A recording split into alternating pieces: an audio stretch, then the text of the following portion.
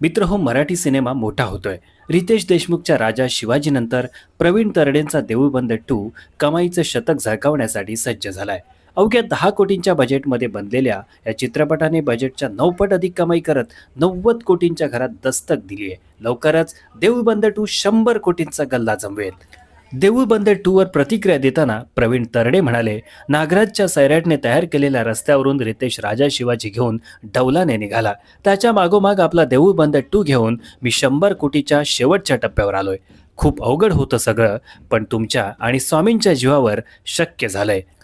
देऊळबंद 2 हा चित्रपट जेव्हा रिलीज झाला तेव्हा राजा शिवाजी हाऊसफुल्ल चालू होता. परंतु देऊळबंद 2 ने आठवड्याभरातच धडाधड थिएटर्स कॅप्चर केले. पहिल्या 11 दिवसातच या चित्रपटाने 50 कोटींचा टप्पा ओलांडला होता. पण तुंबाडच्या मंजुळाने देऊळबंद 2च्या कमाईला रोख लावला. 32 दिवसांत देऊळबंद 2 या चित्रपटाने जगभरात 93.50 कोटींची कमाई करत सर्वाधिक कमाई करणाऱ्या मराठी चित्रपटांच्या यादीत मानाचं स्थान पटकावलंय. 2026 मध्ये मराठी चित्रपटाने चांगलीच लय पकडली आहे. वर्षाच्या सुरुवातीला क्रांतिज्योती विद्यालय मराठी माध्यम या चित्रपटाने दमदार ओपनिंग दिली. त्यानंतर राजा शिवाजीने कमाईचा नवा विक्रम गाठला आणि आता देऊळबंद 2 कमाईचं शतक ठोकण्यास सज्ज झालाय.